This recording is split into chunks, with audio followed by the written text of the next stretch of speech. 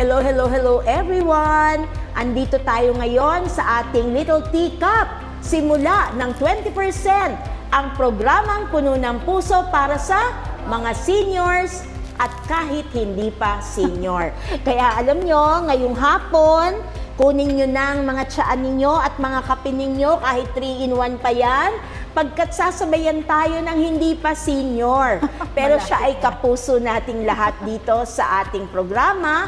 Walang iba kung hindi si Doc Ana Ocampo. Ang kumpletong pangalan talaga, Annalisa. Opo. So, ma'am, tayo'y uminom ng ating mainit na tsaa. Thank you, Sister Gaines. And good afternoon po sa lahat. And I'm very happy and honored to be here po this afternoon po.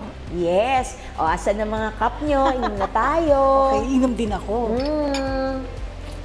Let us praise the Lord.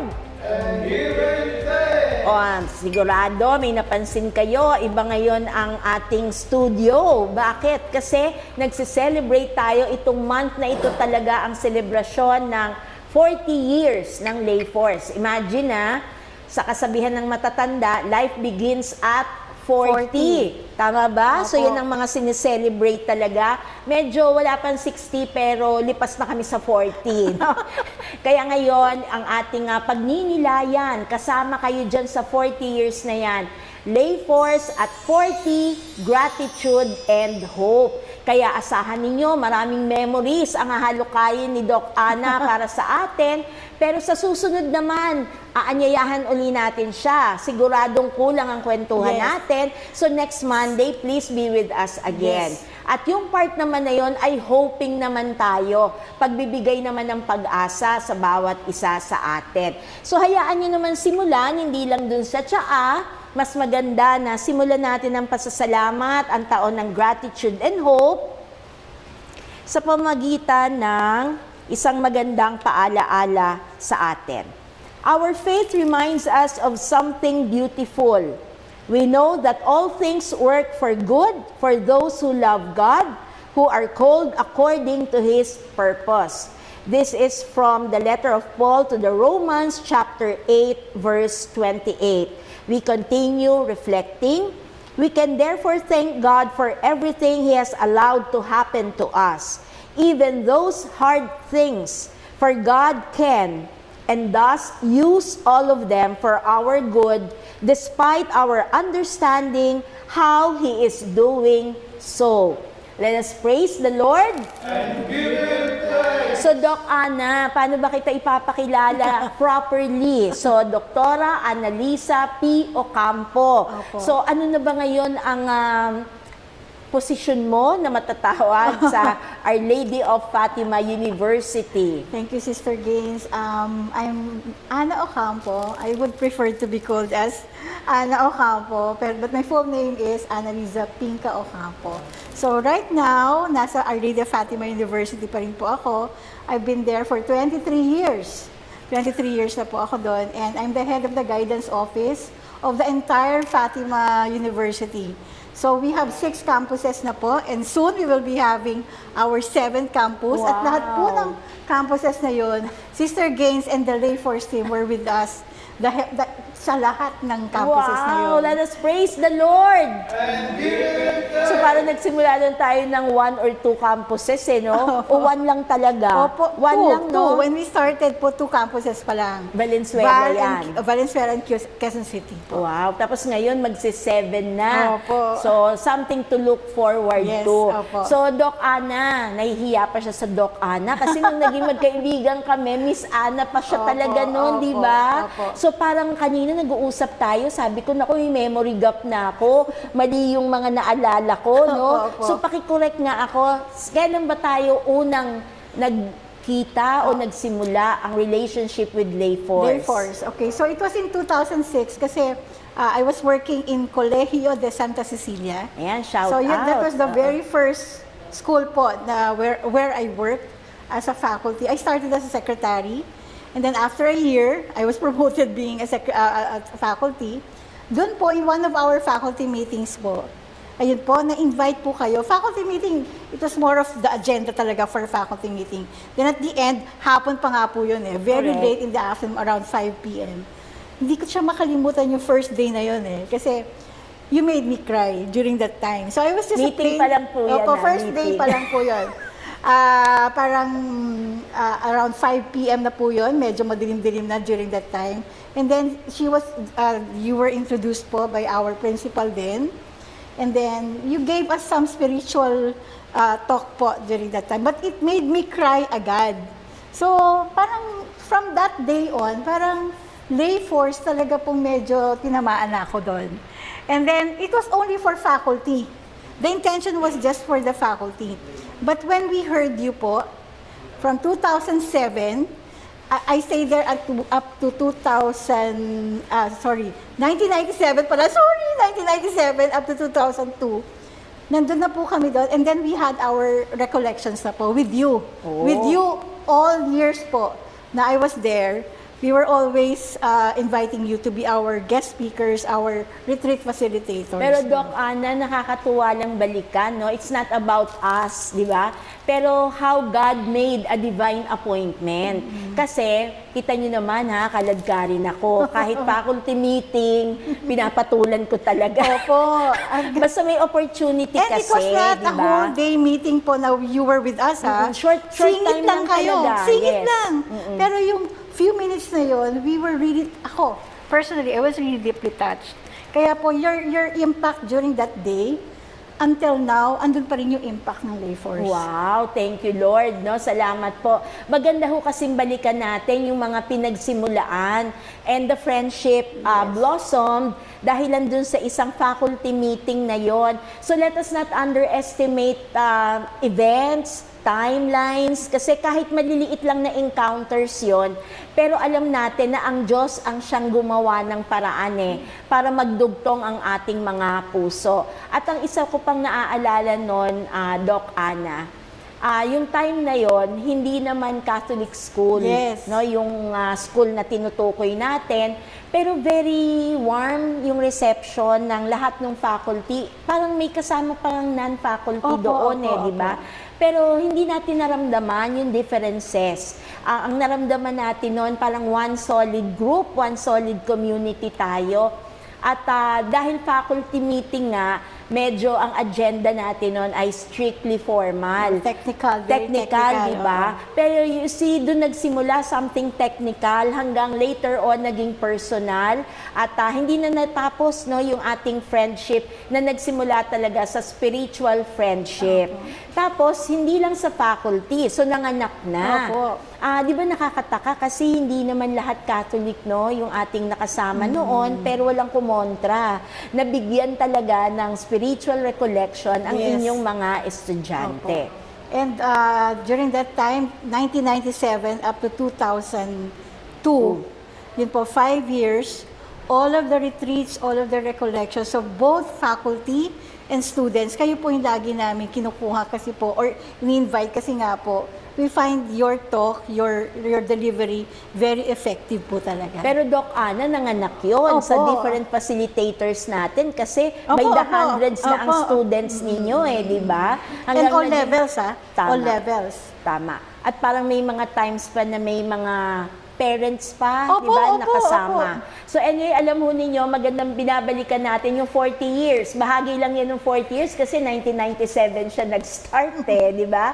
At siguro salamat din sa inyong principal during that time, Opo, so- si Ma'am Si Ma'am Marasigan. Luty Marasigan. So, naging good friends din Opo, kasi opo. talagang sinubaybayan niya lahat yung mga recollections na yon kasi she found it meaningful Yes. for the students. Yes. Kaya lang syempre nag-grow din naman si Doc Ana.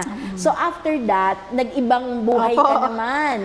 So, after 2002, I decided to try another level, which is the college level na po. So, I transferred to Our Lady of Fatima University. So, pero malaking talon yun Opo, from high school, pumunta na po ako ng college. So, nandun na po ako 2002. Pero Doc Ana, linya mo ba talaga ang education? Yes, At yes. sa school ka talaga setting na punta?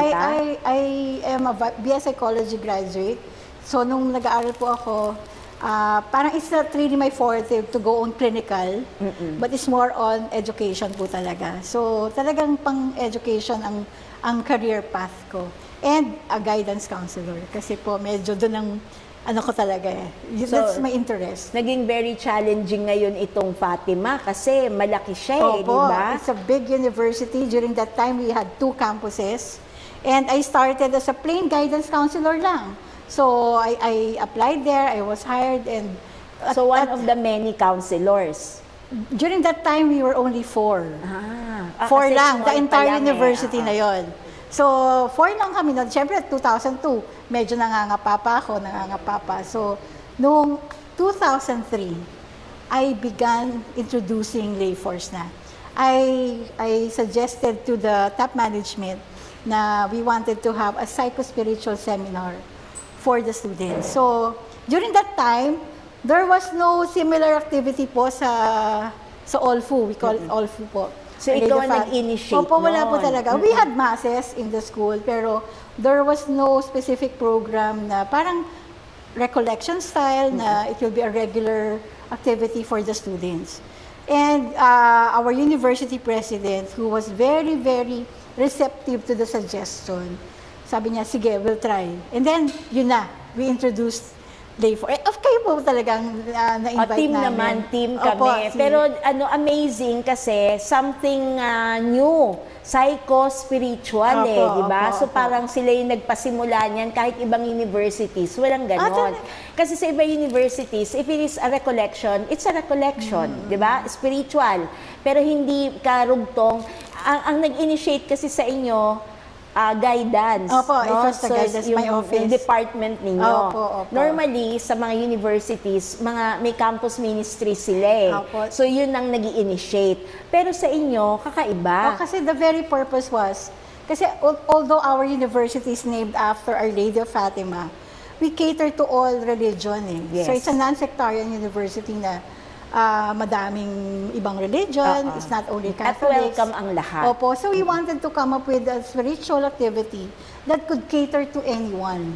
So sabi ko, siguro we will not call it as a recollection, but we'll have it as psycho-spiritual wherein we will be dealing more on behavioral change, Yes. improving, kasi our vision and mission is to improve man as man. So we wanted to focus on that, improving man as man.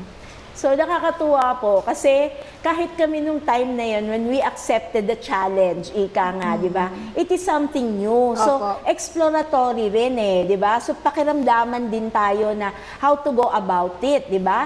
Tapos, hindi nyo pa nga inaano yung motto ninyo noon eh. Kasi parang, sige na, freewheeling lang muna. Ano ba yung makakatulong sa psychological side, but at the same time, spiritual. Kasi yun yung pinanggagalingan namin. Then, we'll see. Mag-unite tayo, titignan natin sa ng meeting point natin. At doon sa course ng mga presentations natin, doon na validate yung motto ninyo. Opo. To be, ano yun? To become man? To improve man as man.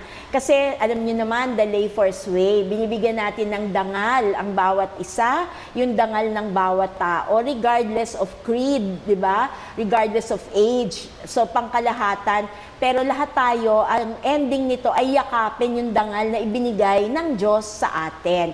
So, yung time na yon, malakas ang loob nitong si Doc Ana. Yung time na yun, Doc Ana, wala pa rin doctor na title. Wala pa. Miss Ana pa lang Oo. talaga siya noon. At sabi nga, ang titulo niya noon, counselor. Kasi starting lang talaga.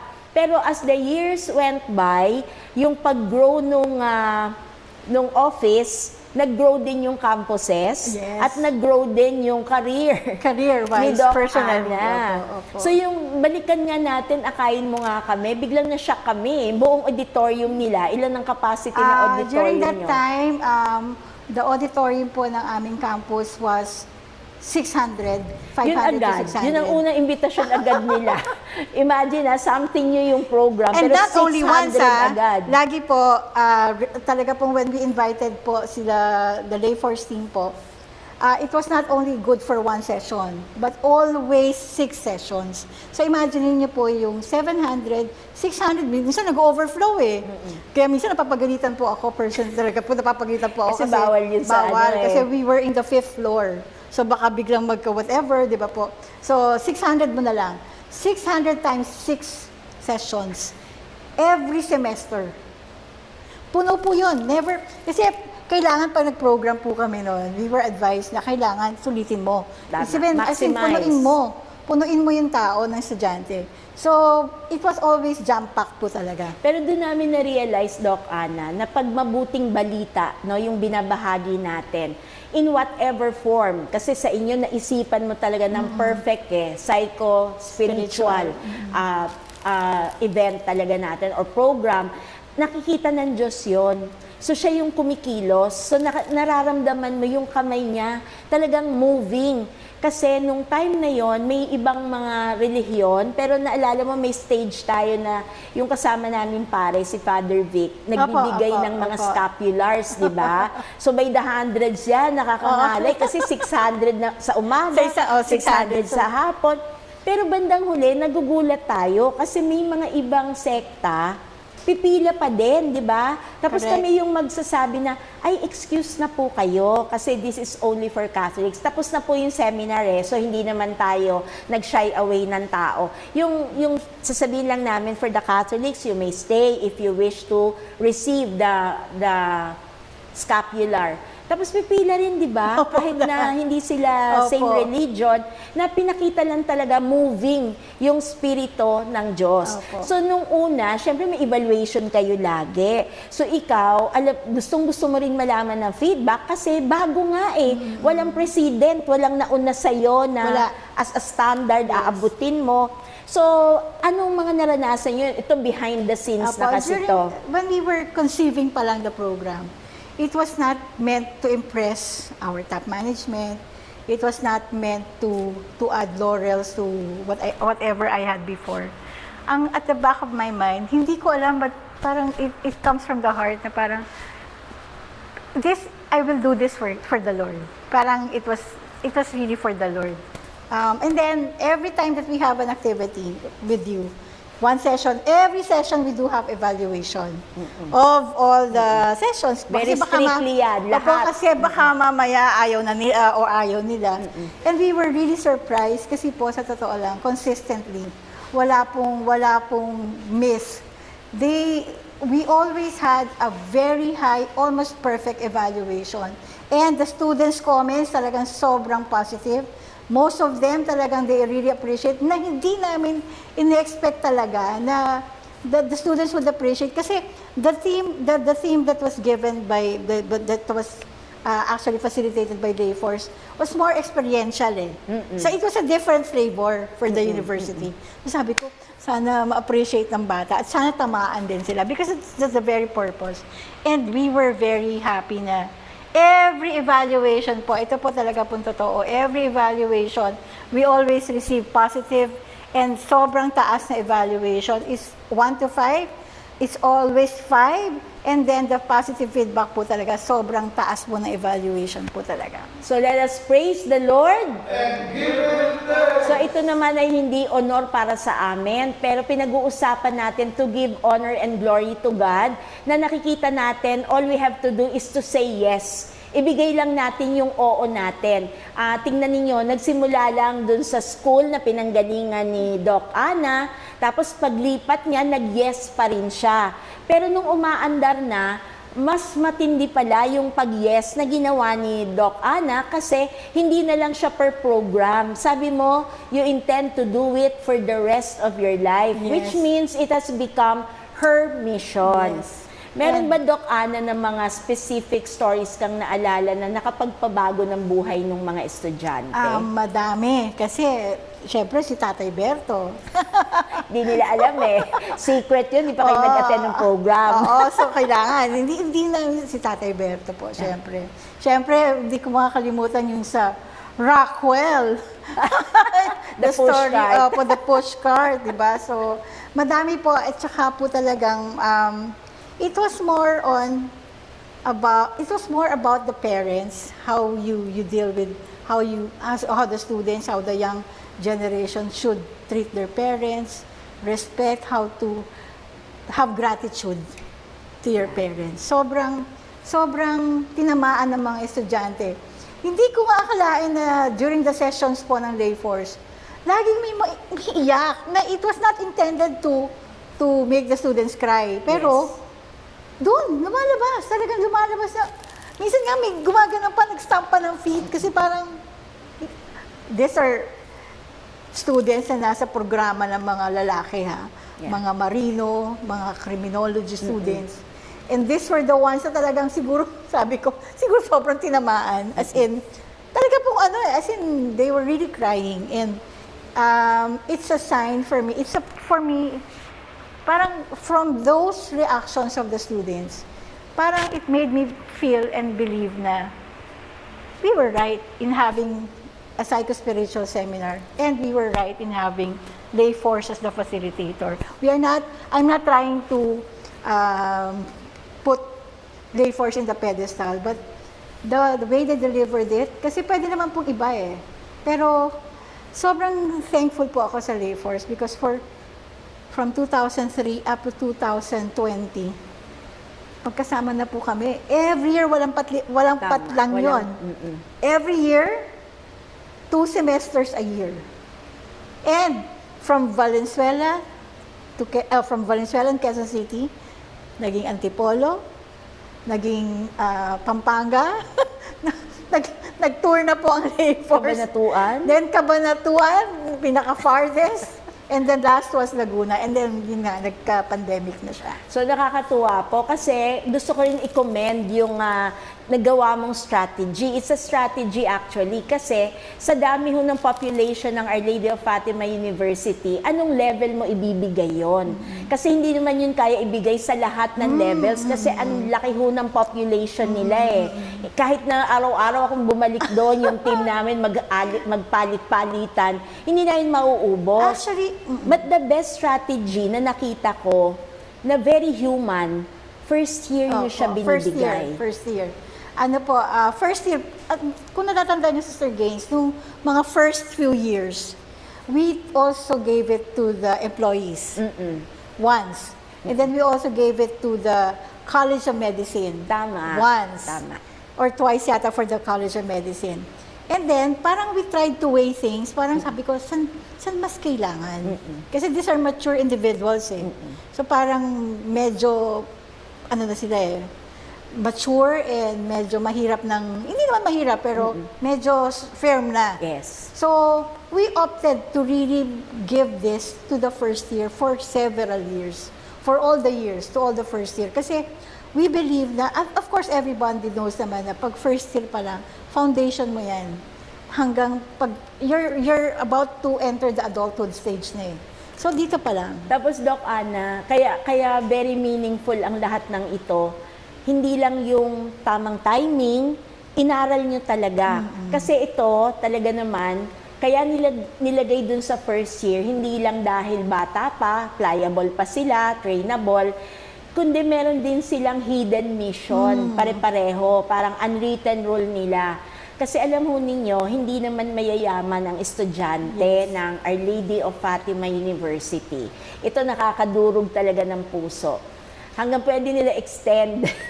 Tama ba? Yung parang kahit nag-graduate na lang, doon pa rin kulang yung pambaya, di ba? Merciful kayo eh. Kaya pinagpala kayo ng Diyos. So tingnan ninyo ha, nag-invest sila sa mga batang ito, first year, na walang guarantee na lahat yan gagraduate. Walang guarantee na sa susunod na SEM, makaka-enroll. So in other words, tumataya ka sa isang bagay na patapon. Kasi wala kang assurance. Samantalang kung binigay nyo nga yan doon sa fourth year, sa graduating, tapos na yan eh. Talagang sulit ka na kasi pababaon mo na lang. Pero hindi. Saan ho sila nag-invest? Nag-invest sila sa mga batang ito na iba't iba ang pinanggalingan, iba't iba ang orientasyon, iba't iba ang ugali. Kaya totoo yung mga sinasabi niya. Naku, pag nagsama-sama yung mga courses na puro lalaki, hindi namin malaman anong style ang gagawin namin. Pero maniwala ba kayo, effective pa rin doon si Jessica Soho of the Archdiocese of Manila, di ba? Kasi syempre mga ano yan eh, tawag nila barako, di ba? Ganyan ang mga bardagulan nung mga panahon na yon. Pero nakakatuwa, highly commendable kayo, Doc Ana, through your effort and your upper management for supporting all your initiatives. Kasi life-changing yon. remember, may mga, di ba, may interview kasi, may interaction. Tapos makikita nyo talaga, iiyak nga talaga yung bata. Wala pa nga kami sinasabi, umiiyak na eh. Parang, di ba, nagpa-facilitate ka pa lang because we wanted to know where they are coming from. Tapos dun lumabas na, hindi po ko po alam kung sa next SEM makakaaral pa ako. Kaya pinasasalamatan ko po ito. Yung mismong program na ilang Kasi babaon oras nila lang yan eh, di ba? Pero parang lumalakas yung loob nila to continue in life. Tapos meron din yung iba magpapaalam na kasi ang sasabihin talaga nila, working student po ako, sinabihan na po ako na tapusin ko lang tong SEM. Pero iba nagsisimula pa lang, tatapusin niya na yung SEM. Pero babaunin ko po ito pag ako'y nagtatrabaho na. Tapos may mga kwento rin kayo na in between hihinto, tapos bumabalik sa Correct. pag-aaral. Opo. Parang nagugulat ako kasi sabi mo, naka-attend ka na pala, ba't ka nag-a-attend uli? Kasi nag-stop po ako eh. Pag-enroll ko po, ibang course na yung in-enroll ko, kaya part po uli. Pero thankful po ako na masisimulan ko to uli. Tapos Doc Ana, balikan nga natin, meron kang mga naging estudyante muna na naging counselor. Yes. May ganun Opo, ba? madami. Actually po, sa Valenzuela alone po, halos lahat po dyan ay mga naging estudyante ko. And the most senior counselors po that I have ngayon po, sa Valenzuela pa lang po most of these are mga nanggaling na rin as students na nakita kayo at napanood kayo as doon po sa during your psychospiritual. Kaya kabisado na nila, alam na nila yung, and yet, kahit po narinig na nila or napakinggan na, alam na nila yung kwento, alam na nila. And yet, kahit po ako, maniwala po kayo talaga, sobra. Until now, pagsalitain niyo po sila Sister Gain, sila Brother Noel, pagsalitain niyo po, iiyakan ko pa rin po yan. Kasi iba po talaga. Again, I'm not trying to put lay force in the pedestal, but I'd like to really tell everyone po na lay force has really touched the lives of hundreds thousands of students po in Our Lady of Fatima. And not only that, the employees like me, and also, ako po personally talagang, it has really touched my life po talaga. And I'm very thankful po.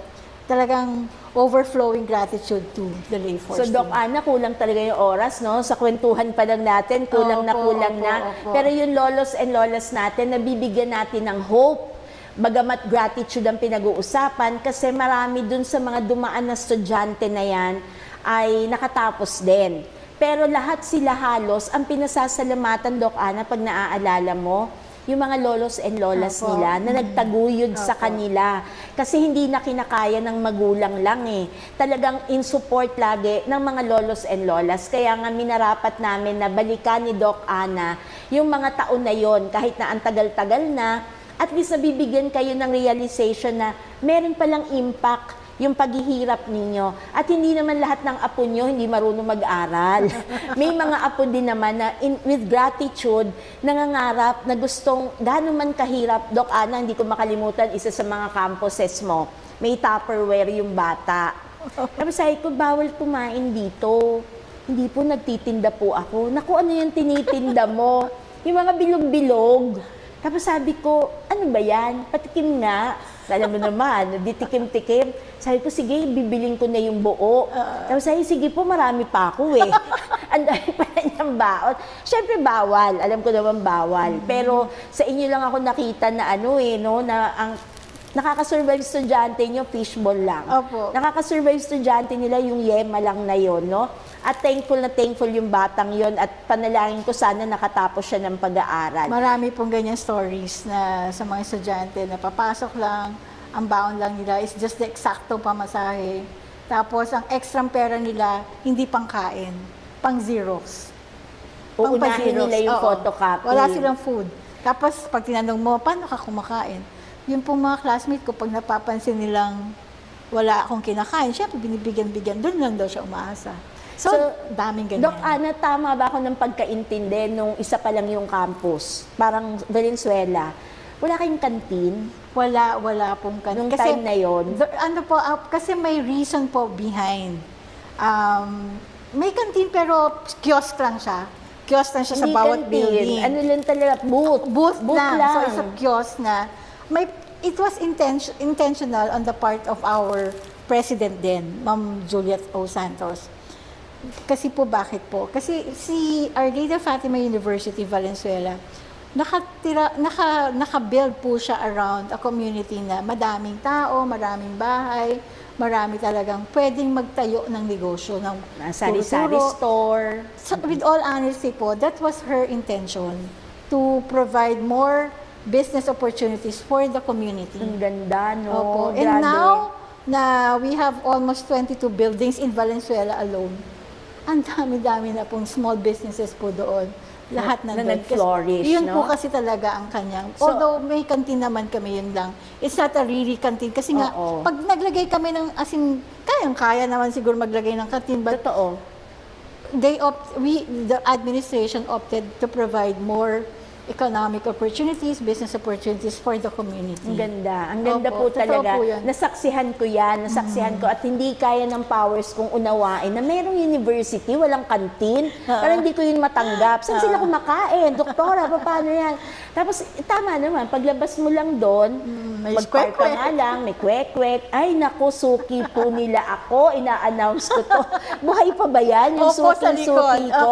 So, Sa alam likod. nila yon na sabing gano'n, naku, order yan ni doktora, no? Ay, nako, talaga naman. So, ibig sabihin, yung buong community ang binuhay ng Our Lady of Correct. Fatima University. So, talagang yung bata, sa paglaki niya, tulong-tulong ang isang malaking komunidad. Kaya, ang gaganda ho ng mga pag-aaral sa buhay na idinulot ng university na yan at doon na rin nahanap ni Doc Ana yung pag-prosper niya, yung paglago niya, pag-grow sa kanyang career. So yan naman ang susunod natin sa next episode natin. So sana balikan nyo kami, Doc Ana. Ang Opo. dami pa nating pag-uusapan. Marami pa tayong pag-uusapan. Sige, so ngayon ho, dahil nagsisimula na po tayo sa 40 years ng Lay Force, Gratitude and Hope, meron po kayong paulit-ulit na panalangin na maririnig sa amin. Samahan niyo po kami.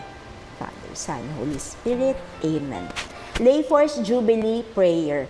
San Lorenzo Ruiz, ikaw ay katangi-tangi sa iyong pag-ibig sa Diyos at katapatan sa misyon hanggang sa dulo ng iyong buhay. Akayin mo po ang Lay Force sa patuloy na paglilingkod sa 2025, our 40 years of gratitude and hope. At maging tulad mo, isang lingkod na tapat, isang laikong may dangal, nananalangit nagmamahal, ngayon at kailanman. Amen. San Lorenzo Ruiz, aming patron, ipanalangin mo kami. Let us praise the Lord. So, Doc Ana, hanggang sa muli, next Monday, Thank you samahan mo also. kami. Maraming salamat po. Maraming salamat po. See you again See you Monday. next week. Bye.